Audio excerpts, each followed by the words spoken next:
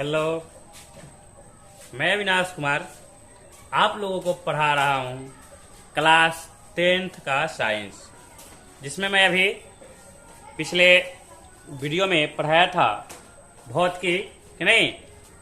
मैं जहाँ तक पढ़ाया था उससे आगे पढ़ने वाला हूँ आज कि नहीं। ये मेरा चौथा वीडियो है। आप हर एक टॉपिक बाई टॉपिक पढ़ते जाएंगे। चलिए शुरू करते हैं। आज हम लोग पढ़ने वाले हैं गोलीय दर्पण। क्या पढ़ने वाले हैं? गोलीय दर्पण, जिसको अंग्रेजी में स्फेरिकल मिरर कहते हैं। क्या कहते हैं? स्फेरिकल मिरर कि नहीं। तो जानते हैं कि गोलीय दर्पण होता क्या है कि नहीं। गोलीय दर्पण होता क्या है, कहते किसे है गोलीय दर्पण? तो गोलीय दर्पण किसी खोखले गोले का एक भाग होता है कि नहीं। खोखला मतलब अंदर से खाली कि नहीं। किसी खोखला गोला तो समझ रहे हैं, स्फीयर। किसी खोखले गोले के भाग को क्या कहते हैं? गोलीय दर्पण कहते हैं कि नहीं। चलिए हम इसका डिफिनीशन लिखते हैं, आप लोग ये पढ़िएगा कि नहीं। या ऐसे भी डिफिनेशन दे सकते हैं इसकी परिभाषा कि गोलीय दर्पण उस दर्पण को कहते हैं जिसकी परावर्तक सतह किसी खोखले गोले का भाग होती है कि नहीं। गोलीय दर्पण उस दर्पण को कहते हैं जिसकी परावर्तक सतह किसी खोखले गोले का भाग होती है। लिख देते हैं, आप लोग भी कॉपी कलम लेके बैठिए, नोट करते चलिए। आगे आने वाले परीक्षा में आपको बड़ी काम देने वाली है ये बात, ठीक ना। चलिए लिखते हैं।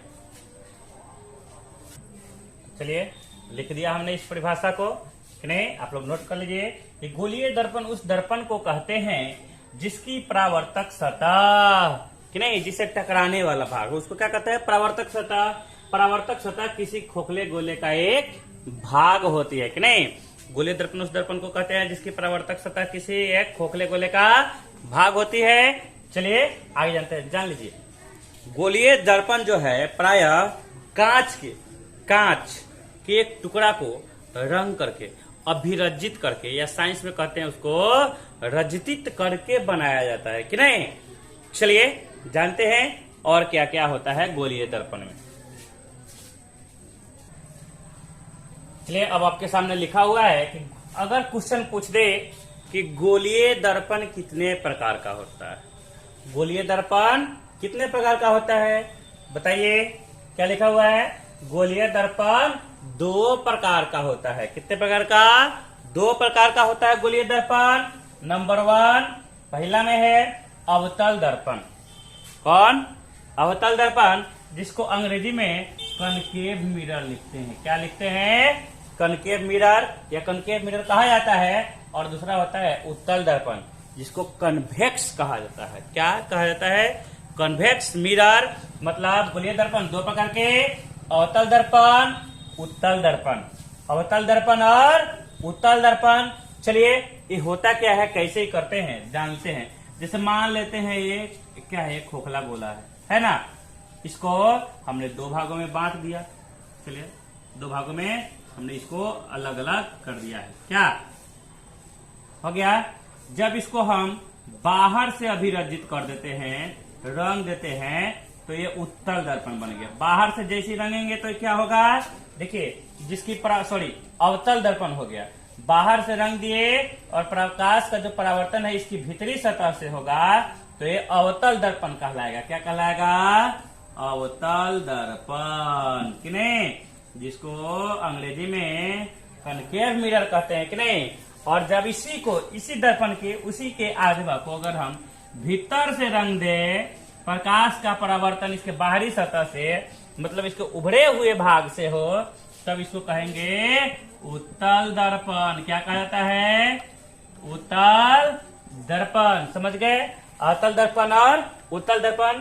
जब गोलीय दर्पण को 2 टुकड़े में बांटे और उसके बाहरी सतह को जब रंग दे, प्रकाश का परावर्तन उसके भीतरी सतह से हो, तो उसको अवतल दर्पण कहते हैं। और जब उसी गोलीय दर्पण के एक टुकड़े को भीतर से अंदर से अभिरजित कर दे, रंग दे, ये जो आप देख रहे हैं ना लाइन लाइन, मतलब इसका मतलब है कि हमने इसको रंग दिया है, पेंट कर दिया एक तरफ से कि नहीं। तो रंग देने के बाद ये क्या बन गया? दर्पण बन गया। तो जब प्रकाश का परावर्तन क्या होगा? बाहर से ही होगा, आएगा, इधर से टकराएगा, जाएगा कि नहीं। ये मतलब क्या हो गया, उत्तल दर्पण। और इसमें प्रकाश का परावर्तन जो है भीतर से होगा कि नहीं, ये उभरे हुए भाग से हो रहा है और ये अंदर वाले भाग से हो रहा है। समझ गए। चलिए अब हम लोग जानते हैं गोलीय दर्पण से संबंधित विभिन्न पदों कि गोलीय दर्पण में होता क्या क्या है कि नहीं, इसके कौन कौन से पद होते हैं, इसको हम लोग जानते हैं। ठीक, चलिए आगे उसको लिखते हैं, आप इसको नोट कर लीजिए। चलिए अब हम लोग जानते हैं गोलीय दर्पण से संबंधित विभिन्न पदों को कि नहीं, क्या क्या होता है गोलीय दर्पण में कि नहीं। अब एक चित्र के माध्यम से समझते हैं, आपको सारी बातें समझ में आ जाएंगे। ठीक, एक चित्र के द्वारा इसको समझते हैं। चलिए, हमने एक गोलीय दर्पण, एक गोला बनाया। अब इसको आधे भाग को हमने क्या कर दिया है, भीतरी भाग को रंग दिया, अभिरंजित कर दिया, रंग दिया। तो जब भीतर वाले भाग को रंगेंगे ना, तो जब प्रकाश का परावर्तन इसके उभरे हुए बाहरी सतह से होगा, तब इसको कहेंगे उत्तल दर्पण। ये क्या कहेंगे इसको, उत्तल दर्पण। समझते चलिए, पॉइंट बाय पॉइंट समझते चलिए। और जब इसके हम भीतर वाले भाग को तो रंग दिया हमने, अब इसके हमने बाहरी वाले भाग को कलई कर दिया, रंग दिया, अभिरंजित कर दिया, पेंट कर दिया, पॉलिश कर दिया, जो कहना है सो कहिए कि नहीं। इसको लिख देते हैं हम, याद रहेगा आपको, कलई करना। इसको क्या कहते हैं, कलई करना कि नहीं। तो ये कौन सा दर्पण बन गया, जब हमने बाहर वाले को रंग दिया, प्रकाश का परावर्तन भीतरी वाले सतह से, मतलब परावर्तक सतह क्या हो जाएंगे, भीतर वाले भाग, तो ये कहलाएगा अवतल दर्पण कि नहीं। क्या कहलाएगा, अवतल दर्पण। हमने एक इसके केंद्र से होती हुई एक रेखा खींचा, केंद्र, जिसको साइंस की भाषा में वक्रता केंद्र कहते हैं। क्या कहते हैं, वक्रता केंद्र, जिसको सी से सूचित करते हैं। आपको लिख देते हैं यहाँ पे, वक्रता केंद्र कि नहीं। चलिए आप इसको नोट भी करते जा सकते हैं या देख लेते चलिए, वक्रता केंद्र। और ये जो दर्पण का जो मध्य बिंदु होता है ना, दर्पण का जो ये उत्तल दर्पण बन गया, ये अवतल दर्पण हो गया। मध्य बिंदु मतलब इधर और इधर के बीच में जो भाग होता है ना, इसको पी से सूचित करते हैं। पी फॉर पोल, पोल मतलब ध्रुव कि नहीं, ध्रुव कहते हैं। और ये भी क्या हो जाएगा आपका, पी मतलब ध्रुव कि नहीं, हो गया। अब चलिए, अब इसके वक्रता केंद्र से होकर इस दर्पण के वक्रता केंद्र से होकर जो इसको मिलाने वाली रेखा है इस वृत्त को, वो क्या कहलाता है, वक्रता त्रिज्या।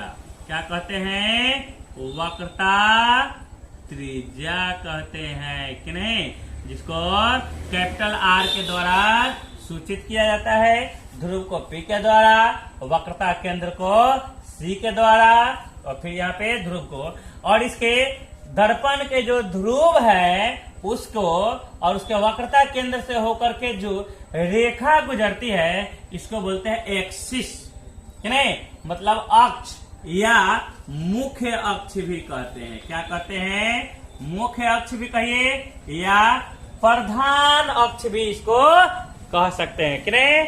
आपने समझा ये क्या क्या हो गया, आपको एक एक चीज हमने बताया, देखिए बना दिया, आप इसको नोट कर लीजिए। अब एक बार और डिफिनीशन हम प्रत्येक चीज का देते हैं कि नहीं। इस गोलीय दर्पण के केंद्र को, जिसको सी द्वारा सूचित करते हैं, उसको वक्रता केंद्र कहते हैं। क्या कहते हैं, वक्रता केंद्र कि नहीं।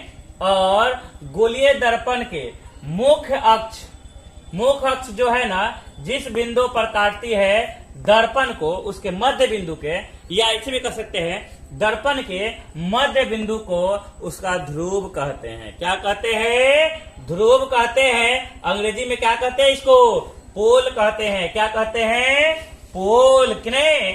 और इसके दर्पण के वक्रता केंद्र से जो इस वृत्त को, मतलब दर्पण के जो इस त्रिज्या परिधि को जो मिला रहा है ना, त्रिज्या, साइंस की भाषा में उसको वक्रता त्रिज्या कहते हैं। क्या कहते हैं, वक्रता त्रिज्या। मतलब गोलीय दर्पण जिस खोखले गोले का भाग होता है उसके त्रिज्या को वक्रता त्रिज्या कहते हैं कि नहीं, वक्रता त्रिज्या, जिसको आप अंग्रेजी में कहते हैं रेडियस ऑफ कर्वेचर कि नहीं। समझ गए, समझ गए, कोई दिक्कत समझने में हो तो आप बताइएगा कि नहीं। और फिर से समझिएगा, मुख्य अक्ष क्या है, गोलीय दर्पण के ध्रुव और उसके वक्रता केंद्र को मिलाने वाली रेखा को, सरल रेखा को प्रधान अक्ष कहते हैं या मुख्य अक्ष कहते हैं। समझ गए।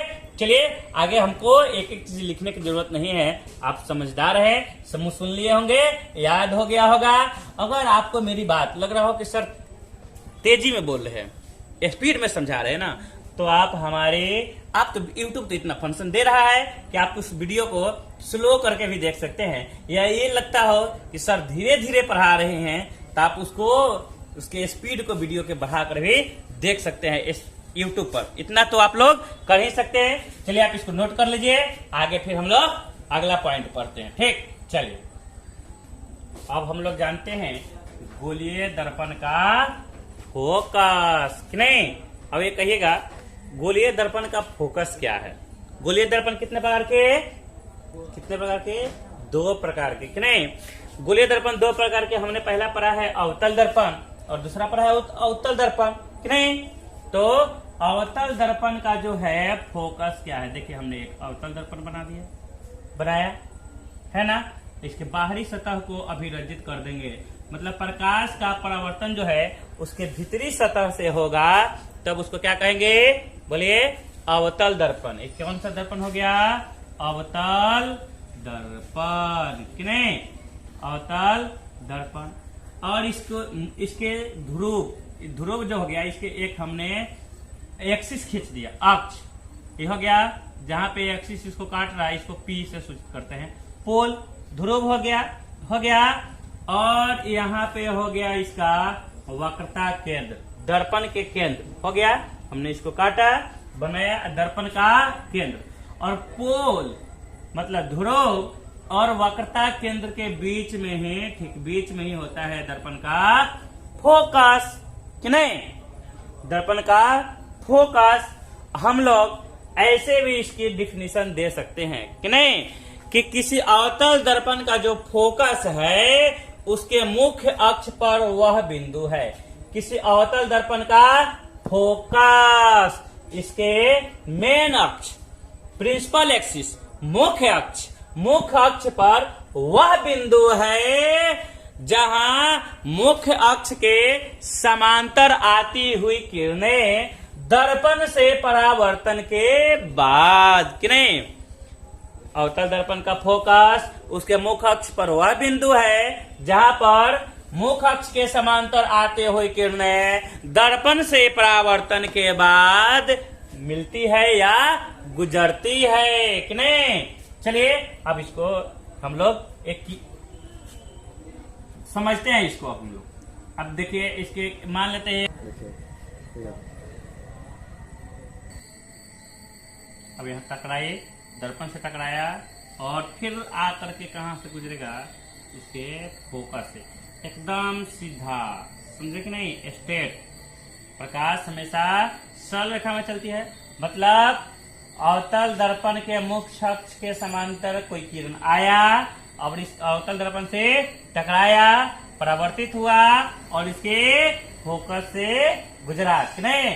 तो कह सकते हैं कि किसी अवतल दर्पण का फोकस उसके मुख्य अक्ष के समांतर वह बिंदु है, उसके मुख्य अक्ष पर वह बिंदु है, उसके मुख्य अक्ष पर वह बिंदु है जिसके उसके मुख्य अक्ष के समांतर आते हुए किरण दर्पण से परावर्तन के बाद जिस बिंदु से गुजरती है। नहीं हो गया, ये अवतल दर्पण का फोकस समझे। इसके मुख्य अक्ष क्या हो गया, इसका PC क्या हो गया, मुख्य अक्ष नहीं, इसके समांतर आते हुए किरणें दर्पण से टकराया, मान लेते हैं ये A है, यहाँ B से टकराया कि नहीं, और ये C हो गया, C नहीं मानते, इसको D मान लेते हैं, क्योंकि C से हम लोग वक्रता केंद्र को सूचित करते हैं कि नहीं। तो AB क्या हो गया, इसके लिए आपतित किरण, AB आपतित किरण, और B से जो टकराने के बाद जो ये किरणें आए ये बीडी क्या हो गया, परावर्तित किरण। तो किससे गुजर रही है, फोकस से। तो समझ गए क्या है फोकस, नहीं। चलिए अब हम लोग समझते हैं उत्तल दर्पण का फोकस क्या है। ठीक, चलिए इसको नोट कर लीजिए।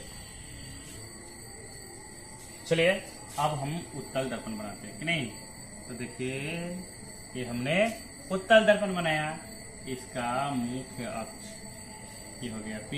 उत्तल दर्पण में प्रकाश का परावर्तन उसके बाहरी सतह से होता है, तो हमने भीतरी सतह को क्या कर दिया, अभिरजित कर दिया कि नहीं। ये हो गया इसका F और ये हो गया इसका C कि नहीं। तो किसी उत्तल दर्पण का भी फोकस उसके मुख्य अक्ष पर वह बिंदु है जहां से उसके मुख्य अक्ष के समांतर आती हुई किरणें, ये मुख्य अक्ष हो गया, इसके समांतर आती हुई किरणें दर्पण से परावर्तन के बाद क्या करता है, आपको इसको मालूम पड़ता है कि क्या है, यहाँ से गुजर रही है कि नहीं, और यहाँ से टकराएगी और वापस इधर निकल जाएगी। या इसके नीचे भी अगर ये आती है इधर तो यहाँ से टकराएगी, मतलब यहाँ से प्रकाश गए, टकराए और फिर निकल गई। और यहाँ भी आती है प्रकाश की किरणें, दर्पण से टकराया तो कहे कि वक्र इधर तरफ है तो इधर से निकल जाएगी कि नहीं निकलेगी, समझ गए। और आपको मालूम पड़ेगा, मालूम होगा कि कहां से गुजर रही है, इसके फोकस है कि नहीं। तो किसी उत्तल दर्पण का भी फोकस उसके मुख्य अक्ष पर वह बिंदु है जहां से उसके मुख्य अक्ष के समांतर आती हुई किरणें दर्पण से परावर्तन के बाद आती हुए मालूम पड़ती है कि नहीं, प्रतीत होती है, समझ गए। फोकस जिसको F द्वारा सूचित किया जाता है।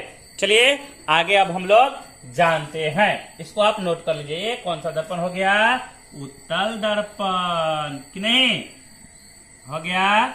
चलिए आगे चलते हैं अब हम लोग।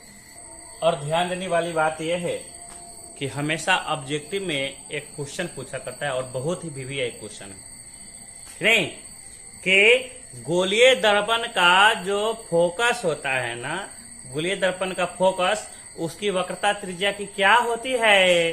तो गोलीय दर्पण जो है उसकी वक्रता त्रिज्या की आधी होती है कि नहीं। गोलीय दर्पण की वक्रता त्रिज्या के आधी होती है कौन, फोकस। देखिए गोलीय दर्पण, गोलीय दर्पण है, गोलीय दर्पण का ही भाग है एक उत्तल दर्पण, इसका वक्रता त्रिज्या, वक्रता केंद्र ये हो गया C हो गया, और यहाँ से यहाँ की दूरी, मतलब यहाँ से लेकर के वक्रता केंद्र की दूरी, कहाँ, ध्रुव और वक्रता केंद्र के बीच की दूरी को R द्वारा वक्रता त्रिज्या सूचित करते हैं। और इसका फोकस हो गया, यहाँ हो गया फोकस और ध्रुव जिसको क्या कहते हैं, F द्वारा सूचित करते हैं, हो गया। तो देखिए फोकस दूरी जो होती है ना गोलीय दर्पण में, उसका दुगुना होता है कौन, वक्रता त्रिज्या। अर्थात कह सकते हैं कि F बराबर F फोकस दूरी, मतलब F बराबर R/2, मतलब फोकस दूरी बराबर वक्रता त्रिज्या बटे 2 कि नहीं।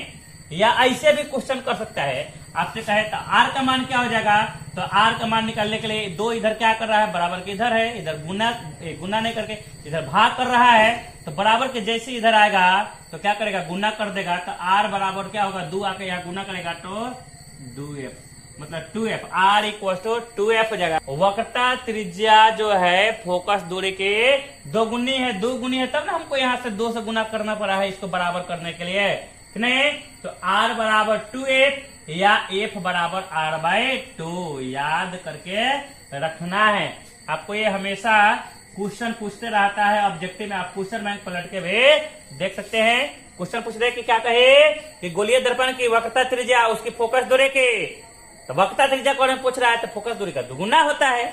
अगर कह दे कि गोलीय दर्पण की फोकस दूरी उसकी वक्रता त्रिज्या की क्या होती है, तो गोलीय दर्पण की फोकस दूरी उसकी वक्रता त्रिज्या की आधी होती है, मतलब R/2 कि नहीं। चलिए अब हम लोग पढ़ते हैं गोलीय दर्पण में साबित करते हैं, सिद्ध करते हैं। हमेशा पूछता है 2 नंबर में क्वेश्चन, पहले ये 3 नंबर में पूछा करता था, लेकिन अब 2 नंबर में पूछता है कि गोलीय दर्पण में प्रमाणित करे, सिद्ध करे, प्रूफ करे, साबित करे कि F बराबर R/2, मतलब गोलीय दर्पण में जो फोकस दूरी होती है उसके वक्रता त्रिज्या के आधी होती है। इतना आसानी से समझाने वाले हैं ना, इधर उधर ज्यादा दिमाग लगाने की जरूरत, इतना आसानी से समझाएंगे कि आपको देखते समझते ही याद हो जाएगा। ठीक, आप इसको नोट भी कर सकते हैं कि गोलीय दर्पण की फोकस दूरी उसकी वक्रता त्रिज्या के आधी होती है। ठीक, चलिए आगे चलते हैं। चलिए क्वेश्चन है, गोलीय दर्पण में साबित करे, प्रमाणित करे, प्रूफ करे कि F बराबर R/2, कि नहीं। क्वेश्चन पूछता है हमेशा, आप क्वेश्चन बैंक के पलट के देख सकते हैं। ठीक, तो हमने इसको सिद्ध करने के लिए गोलीय दर्पण में हमने एक अवतल दर्पण लिया, कि नहीं। अवतल दर्पण B और B डैश क्या है, एक अवतल दर्पण है, कि नहीं, जिसका मुख्य अक्ष क्या हो गया, P से लेकर C तक, कि नहीं, जिसका ध्रुव क्या है, P है, और मुख्य अक्ष क्या है, PC है। हो गया, हमने खींच दिया। अब एक A से एक किरण आती है और जो B से टकराती है, और टकराने के बाद इसके दर्पण से गुजरती है, कि नहीं। मान लेते हैं ये A से आती है, हो गया, कि नहीं, A से आती है। चलिए तो समझ गए। और ए बी क्या है, एक आपतित किरण है जो बी पॉइंट से टकरा रही है दर्पण से, और टकराने के बाद इसके फोकस से गुजर रही है। देखिए इसी को कुछ नहीं करना है, हमको इसी को भाषा में लिखना है, कि नहीं। भाषा में 2 लाइन लिखेंगे नीचे कि बी और बी डैश क्या है, एक अवतल दर्पण है, कि नहीं, जिसका ध्रुव पी है और पीसी क्या है, मुख्य अक्ष है, कि नहीं। और पी और सी माने उसके बीच में क्या है, उसका फोकस है। ए से लेकर बी तक क्या है, ए बी एक आपतित किरण है जो दर्पण से परावर्तन के बाद उसके फोकस से होकर गुजरती है, कि नहीं। इतना लिख देना है, सुन लिए। चलिए अब आगे हम लोग सिद्ध करते हैं। ठीक, चलिए देखिए। अब हमने इसमें सी से एक बी पर लंब डाला, अभिलंब, कि नहीं। लंब डाल दिया हमने सी से, इसके केंद्र से इस बी पर, कि नहीं। तो ये आपतित किरण है, तो हम लोग जानते हैं आपतित किरण और अभिलंब के बीच में जो कोण बनता है उसको आपतन कोण कहते हैं, जिसको आई से सूचित करते हैं, कि नहीं। और ये अभिलंब और जो ये परावर्तित किरण है इसके बीच में जो कोण बनता है इसको आर से सूचित करते हैं, मतलब परावर्तन कोण कहते हैं, कि नहीं। समझ गए। अब एकांतर कोण से तो जानते हैं कि नहीं, कि ये जो आई है, जो इसका मान होगा वही इसका भी मान होगा। समझ गए, यहां तक आपको समझने में कोई दिक्कत नहीं होगी। चलिए अब हम लोग इस चित्र के माध्यम से ही प्रूफ कर देंगे नीचे। ठीक, चलिए तो ये भी एक आपतित किरण है। अब हमने नीचे लिखा, चूंकि त्रिज्या कौन है, त्रिज्या इसका बताइए, सी बी, सी से लेकर बी तक एक त्रिज्या हो गया, केंद्र से लेकर के इसको बी को मिला रहा है दर्पण को, तो सी बी जो है दर्पण सतह के बी बिंदु पर क्या है, अभिलंब है, कि नहीं। त्रिज्या यहां से जा रही है, अभिलंब किस पर डाला है हमने, बी पर अभिलंब डाला है।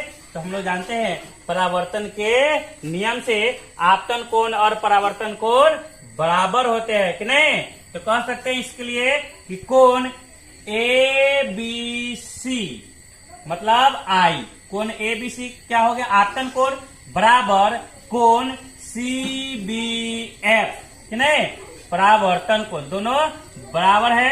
ठीक, नीचे लिखिए, फिर आगे हम लोग लिखते हैं, जगह कम है थोड़ा, यहां समझ गए।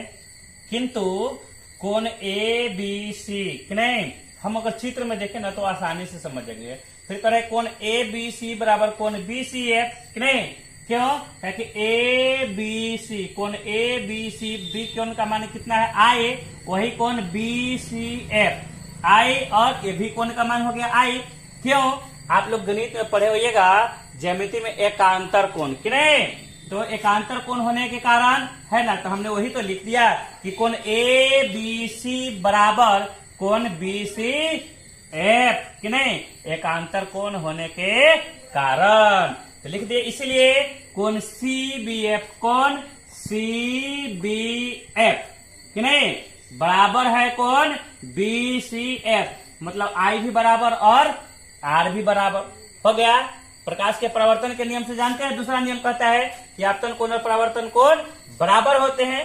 तो हमने लिखा, चलिए, तो जब ये दोनों बराबर है कोण, इसका मतलब क्या है, ये जो त्रिभुज बनता हुआ दिख रहा है CBF क्या है, समद्विबाहु त्रिभुज है। मतलब इसकी दो भुजाएं बराबर है, कौन, CF और BF, नहीं।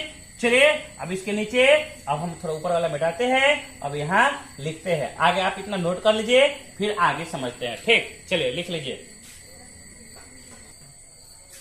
क्या है, तो समद्विबाहु त्रिभुज है।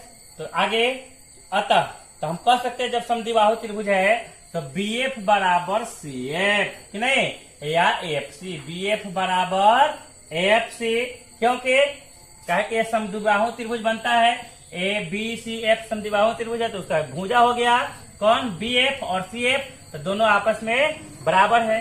अगर यदि B जो है P के ज्यादा दूर नहीं है, करीबे है, निकट है, काफी निकट है, तब हम क्या कह सकते हैं कि जो BF का जो मान होगा ना, वही PF का भी मान होगा। BF बराबर PF लगभग मान लेते हैं, कि नहीं, तो कह सकते हैं। इसीलिए PF, P से लेकर के F, है नहीं, ये क्या हो गया, फोकस दूरी। ये PF क्या हो जाएगा, फोकस दूरी, कि नहीं, और P से लेकर के C तक ये क्या हो जाएगा, वक्रता त्रिज्या, कि नहीं, ध्रुव से लेकर केंद्र के बीच की दूरी वक्रता त्रिज्या, और फोकस से लेकर के इसके ध्रुव के बीच की दूरी फोकस दूरी, कि नहीं। तो PF बराबर F से, मतलब PF बराबर F से, जितना बड़ा ये ही उतना बड़ा ये भी, इसको मान ले दोनों बराबर है। जो PF का मान है वही CF का भी मान है, या FC कहिए, कि नहीं।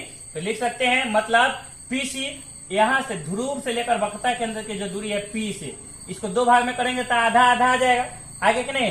तो इसको लिख सकते हैं कि PF बराबर FC बराबर P से लेकर C, PC/2, कि नहीं।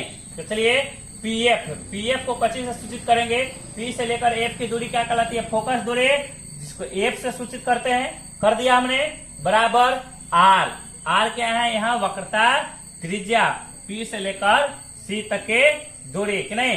तो PC का मान क्या हो गया, R हो गया, कि नहीं। तो R बटे 2, कि नहीं, आधा करेंगे तभी ना इसका मान आएगा। तो PC बटे R, कि नहीं। तो हमने सिद्ध कर दिया F बराबर R/2, या इसको आप लिख सकते हैं R बराबर 2F, कि नहीं। ये प्रमाणित हो गया। ये हमेशा 2 नंबर में पूछता है क्वेश्चन, पहले 3 नंबर में पूछा करता था, लेकिन अब 2 नंबर में क्वेश्चन पूछता है, ठीक। तो समझ गए, गोलीय दर्पण में F बराबर R/2 सिद्ध कर लीजिए, कोई दिक्कत नहीं है। अब इससे आगे हम लोग कल पढ़ेंगे, कि नहीं। अलग अलग जब वस्तु दर्पण के सामने अलग अलग दूरी पर रखी जाती है, तो कब किस अवस्था में कैसा प्रतिबिंब बनेगा, कहाँ बनेगा, इस सब के बारे में हम लोग अगले वीडियो में पढ़ेंगे, ठीक। समझ रहे हैं, बहुत आसानी से समझ जाइए, और हमारे इस चैनल को सब्सक्राइब जरूर कीजिए और बेल आइकन दबा दीजिए, ठीक ना, तब ताकि हमारे सारे वीडियो का नोटिफिकेशन आपको मिलता रहे। आपको अलग से कुछ भी पढ़ने की जरूरत नहीं है, कोई नोट्स पढ़ने की जरूरत नहीं है। 100 में 100 करके आते हैं बच्चे, और नंबर लाए हैं। आप भरोसा रखिए, विश्वास रखिए, आप भी कीजिएगा, ठीक है। तो पढ़ते रहिए, वीडियो को आप बैक करके भी देख सकते हैं, जो चीज समझ में नहीं आती दोबारा तिबारा भी सुन सकते हैं। यूट्यूब आपको ये सहूलियतें देती है, ठीक है। Okay, bye, Tata.